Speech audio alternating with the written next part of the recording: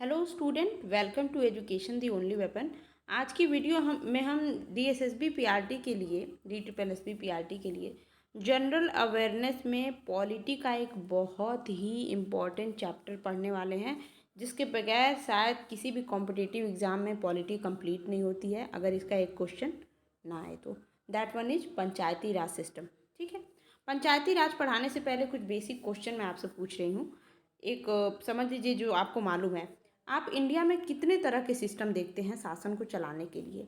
हम बेसिकली देखते हैं कि भाई केंद्र लेवल पे होता है हमारा सेंट्रल सिस्टम, मतलब कि केंद्र व्यवस्था होती है जिसमें हमारा PM हेड होते हैं, चीज़ें चलती हैं। और उसी तरह से राज्य सिस्टम होता है, यानी कि स्टेट व्यवस्था होती है जिसमें कि CM हेड होते हैं और चीज़ें प्रशासन जो है चलती हैं। और तीसरे लेवल पे क्या होता है, तीसरे लेवल पे हमारा डिस्ट्रिक्ट आता है ना, जिला आता है। और जिला में भी दो तरह की चीज़ें होती हैं, एक होता है शहर और एक होता है हमारा गांव। ठीक, तो शहर और गांव, इन दो चीज़ों को संभालने के लिए, और इंडिया के पर्सपेक्टिव में यहाँ majority of India population live in that place, क्योंकि जैसा कि हम जानते हैं इंडिया जो है ग्राम प्रधान देश है, कृषि प्रधान देश है, और यहाँ पे ज़्यादा से ज़्यादा पॉपुलेशन गांव में रहती है। ठीक है, अब वो कुछ चीज़ें अभी शहर में भी हैं और गांव में भी हैं, बटी हुई हैं। तो जब हमारा संविधान बनाया गया था, ठीक है, और 1950 में जब ये लागू हुआ, तो उस समय पंचायती व्यवस्था उसमें नहीं मेंशन की गई थी, पंचायती राज व्यवस्था उसमें नहीं लाई गई थी। पर ऐसा नहीं है कि पंचायती राज सिस्टम उसके पहले चलता नहीं था। आपने सुना होगा, अपने पूर्वजों से कह रही हूँ, मतलब कि दादा नानी से सुना होगा, कभी ना कभी किसी ज़माने में होता है कि हम सुनते हैं कि पहले तो हमारे ज़माना में क्या होता था कि भाई, हमारे ज़माने में तो पंचायतें बैठती थी। हमारे मम्मी पापा बोलते हैं कि हम छोटे छोटे थे तो हमारे टाइम में तो पंचायतें बैठती थी भाई। तो पंचायतें बैठती थी, और उस समय कहाँ संविधान आया था, कुछ ऐसी चीज़ें नहीं हुई थी। तो यानी कि पंचायती व्यवस्था बहुत ही पुरानी सिस्टम है। और जिस समय संविधान बना उस समय भले ही इसको नहीं जगह दिया गया, इस समय उस समय भले ही नहीं इसको डाला गया, पर बाद में एक अमेंडमेंट के बाद जो है इसको संविधान में ऐड किया गया। ठीक है, और वो अमेंडमेंट था 73वां संविधान संशोधन, जो कि 1992 में हुआ, जिसके द्वारा जो है पंचायती व्यवस्था, ग्राम पंचायत व्यवस्था जो है संविधान में ऐड की गई। और उसी तरह से 74वां संविधान संशोधन हुआ, 1992 में हुआ, जिसके द्वारा जो है नगर पंचायत जो है संविधान में ऐड किया गया, इसको संवैधानिक दर्जा दे दिया गया। ठीक है, चलती ये दोनों सिस्टम पहले से ही थी, पर इसको बाद में संवैधानिक दर्जा दिया गया। ठीक है, तो ये है बैक स्टोरी जो मैंने सोचा कि ज़रूरी है बताना। अब हम इसका थोड़ा सा संविधानिक फॉर्म पढ़ते हैं, जो कि पेपर में पूछा जाता है। ठीक, तो देखिए, पंचायती राज एक तरह का स्थानीय स्वशासन है। स्थानीय स्वशासन, जैसे पंचायती राज में क्या होता है, ग्राम प्रधान चुना जाता है। तो ग्राम प्रधान लंदन से तो आया नहीं रहता है, ग्राम प्रधान हमारे गांव से ही, कहीं अगल बगल के गांव, अपने गांव से ही कोई उठता है। ठीक है, बोलते हैं ना, तुम किस गांव से हो, इस गांव में ये प्रधान है, बोलते हैं ना। तो स्थानीय स्वशासन का मतलब है कि हमारे स्थान से, जहाँ हम रहते हैं, वहाँ का मूल निवासी ही इसमें उठता है, और चीज़ें मतलब हमारे अपनेपन के साथ चीज़ें होती हैं, इसलिए इसको बोला जाता है स्थानीय स्वशासन। और ये शब्द, ये जो टर्म है, ये सबसे पहले किसने यूज किया था, तो लॉर्ड रिपन ने ये सबसे पहले ये टर्म यूज किया था, स्थानीय स्वशासन। तो अगर पेपर में पूछता है कि भाई स्थानीय स्वशासन का जनक किसको बोला जाए, तो वो है लॉर्ड रिपन। ठीक है, सबसे पहले इन्होंने ये चीज़ मेंशन की थी। अब हम पंचायती सिस्टम के पीछे की स्टोरी देखते हैं कि भाई यहाँ लागू होने से पहले क्या क्या हुआ था। तो सबसे पहले 1957 में बलवंत राय मेहता कमेटी आती है। वो पंचायती सिस्टम को लेकर के बहुत सारी बातें बोलती हैं। बोलते हैं कि 3 टायर सिस्टम होना चाहिए, मतलब कि एक हमारा जो है, एक हमारा सबसे नीचे ग्राम पंचायत होना चाहिए, उसके बाद क्षेत्र पंचायत होना चाहिए, सब जिला स्तर में होना चाहिए। मतलब 3 टायर सिस्टम की बात ये करते हैं कौन, बलवंत राय मेहता कमेटी। ठीक है, मतलब ये कमेटी के हेड रहते हैं और इसमें कुछ और मेंबर रहते हैं। फिर 1977 में आते हैं अशोक मेहता कमेटी। ये बोलते हैं 2 टायर सिस्टम होना चाहिए भाई। 3 टायर सिस्टम का क्या मतलब है, 2 टायर सिस्टम रहेगा। और ये इसमें SC और ST को आरक्षण की भी बात करते हैं। कौन, अशोक मेहता। ये डायरेक्ट पूछता है एग्जाम में कि बलवंत राय ने क्या कहा था, किसने SC ST आरक्षण की बात की थी। और ये तो अलग चीज़ है, 3 टायर सिस्टम 2 टायर सिस्टम एकदम करेक्टली पूछा जाता है। ठीक है, तो ये हमको एकदम दिमाग में रखना है। कब आया था, किसने दिया था, ये बहुत ज़रूरी है। ठीक है, 1985 में जीवीके राव कमेटी आती है, जो कि योजना आयोग के की बात करते हैं ये लोग। ठीक है, ये बोलते हैं योजना आयोग की बात करते हैं पंचायती सिस्टम को लेकर के। फिर 1986 में एल.एम. सिंघवी समिति कमेटी आती है, और 1988 में थुंगन कमेटी आती है। 1991 में पी.वी. नरसिम्हा कमेटी आती है, जो फाइनली जा कर के, अच्छा ये कमेटीज मैं क्यों पढ़ा रही हूँ, बता रही हूँ, इसलिए बता रही हूँ क्योंकि पंचायती राज को संविधान में आने से पहले ये सारी चीज़ें हुई थी। तो मतलब कि अपनी अपनी ये लोग बातें कर रहे थे, बातें रख रहे थे कि पंचायती सिस्टम ऐसा होना चाहिए, ये चीज़ें इसमें इंक्लूड होनी चाहिए, ऐसा होना चाहिए। तो ये चीज़ें तीनों ये जो आई हैं, इतनी सारी चीज़ें, ये सब लागू कोई नहीं हो पाई थी। सबसे लास्ट में जब 1991 में फाइनली नरसिम्हा कमेटी आती है, तो उसके द्वारा ही फाइनली ये संविधान में जो है इसको दर्जा मिलता है, लागू हो पाता है। और संविधान का जब अमेंडमेंट होता है, 73वां कॉन्स्टिट्यूशनल अमेंडमेंट होता है 1992 में, तब पंचायती राज जो है हमारा संविधान में शामिल होता है।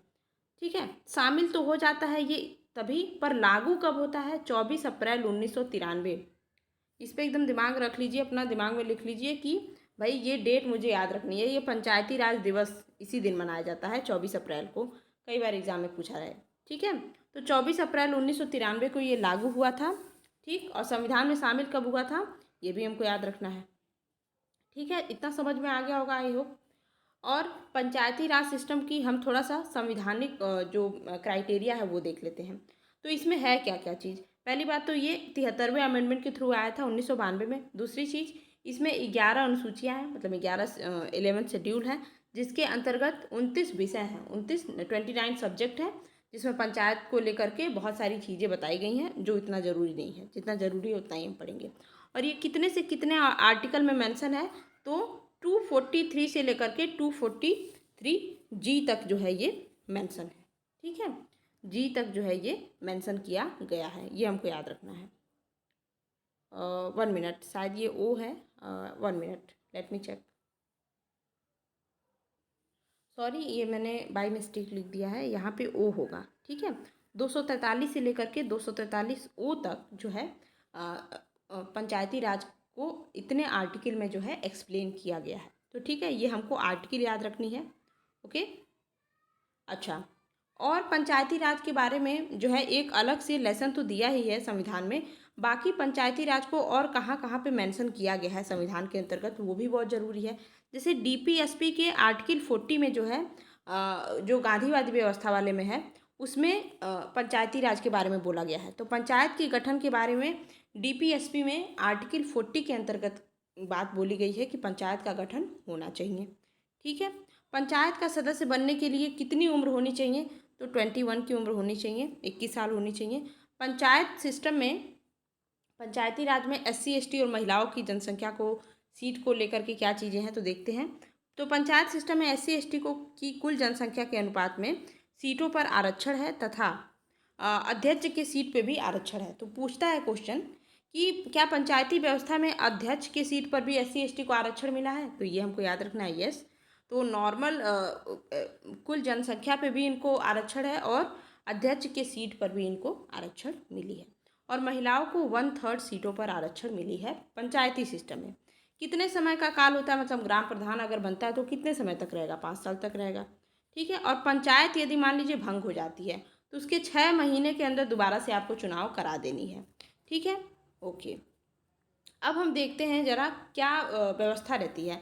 तो जो हमारा सबसे छोटे लेवल पे आते हैं, जो हमारा गांव है, ठीक है, तो जो हमारा गांव है उसमें क्या होता है, ग्राम पंचायत होता है। ठीक है, उसमें क्या होता है, ग्राम पंचायत होता है, जिसमें डायरेक्ट चुनाव होती है। ठीक है, ग्राम प्रधान उठता है और उसमें लोग जा कर के जो है डायरेक्ट प्रत्यक्ष रूप से चुनाव, मतलब वोट देते हैं। ठीक है, तो सबसे छोटे लेवल पे होता है ग्राम पंचायत।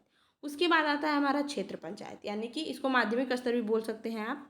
ठीक है, और ये जो होता है इसकी खास बात है, इसमें भी चुनाव डायरेक्ट होता है। बट जो ब्लॉक प्रमुख का चुनाव होता है, ब्लॉक प्रमुख का जो चुनाव होता है, उसको इनडायरेक्ट रखा गया है। मतलब कि इनडायरेक्ट का मतलब क्या है, मतलब ग्राम पंचायत में जो प्रधान चुने गए हैं ना, वही प्रधान अब जा कर के ब्लॉक प्रमुख को चुनेंगे। ठीक है, यानी कि जनता डायरेक्ट नहीं जा रही है, जनता ने जिनको चुना है वो लोग डायरेक्ट जा कर के अब इनडायरेक्टली जा कर के ब्लॉक प्रमुख को चुन रहे हैं। ठीक है, तो ये यहाँ पे जो ब्लॉक प्रमुख का चुनाव होता है वो इनडायरेक्ट होता है क्षेत्र पंचायत में। उसके बाद हमारा आता है जिला स्तर पे जिला परिषद। ठीक, तो ये 3 चीज़ें होती हैं। अगर हम देखें डिस्ट्रिक्ट कितने भागों में डिवाइडेड है, डिस्ट्रिक्ट को क्या क्या कहते हैं, तो डिस्ट्रिक्ट होता है, उसके बाद हमारा तहसील आता है, फिर गांव आता है। ठीक, तो ये एक क्रम होता है इनका। हमको बेसिकली याद रखना है कि पंचायत के जो संवैधानिक जितने भी वो हैं, कॉन्स्टिट्यूशनल जितने भी इसके क्राइटेरिया हैं, उनको दिमाग में रखना है। ठीक है, अच्छा, पंचायत सिस्टम संविधान में कौन से भाग में दिया गया है, तो 9th में।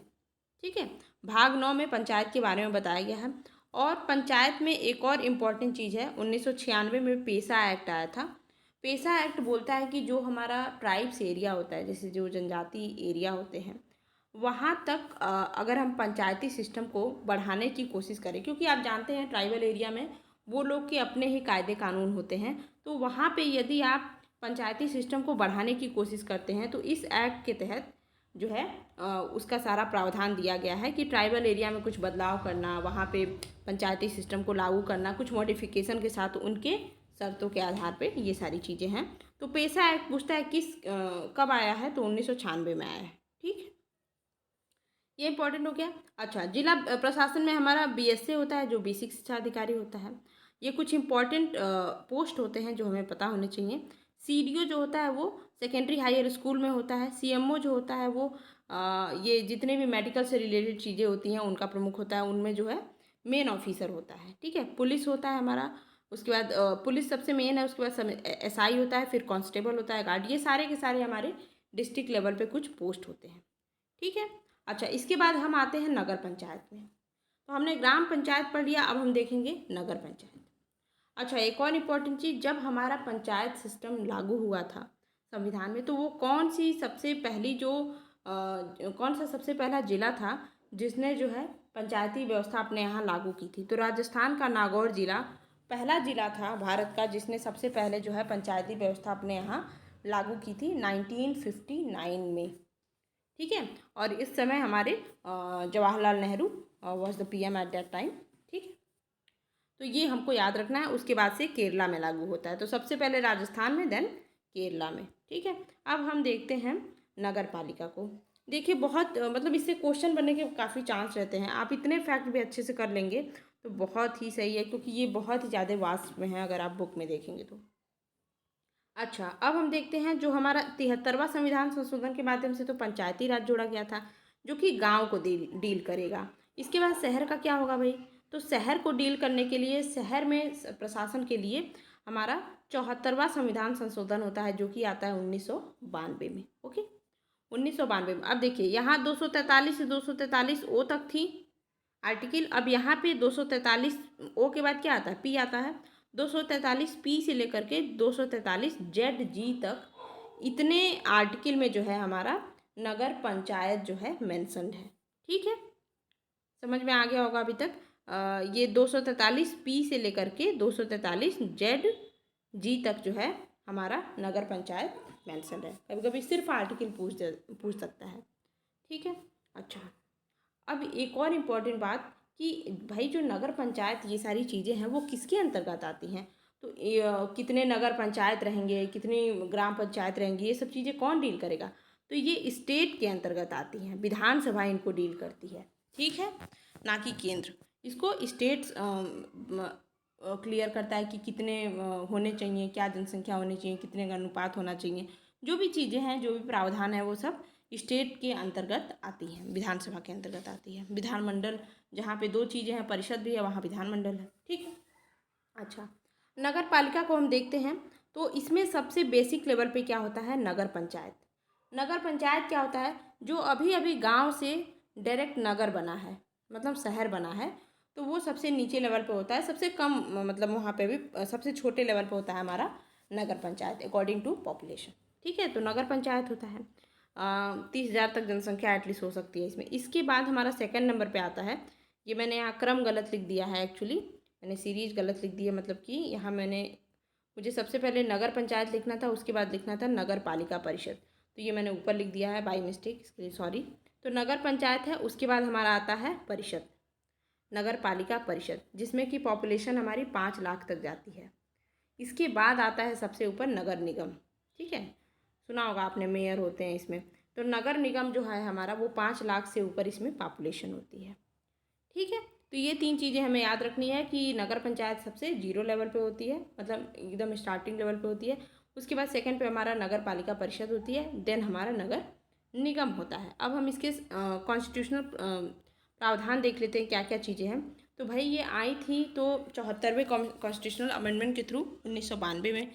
लागू कब हुई थी? लागू होने वाली डेट इंपॉर्टेंट है, 1 जून 1993 को ये लागू हुई थी। 1993 में हमारा पंचायती राज भी लागू हुआ था, और ये भी जो है बस ये अप्रैल में हुआ था और ये जून में हुआ था, तो ये याद रखना है ये।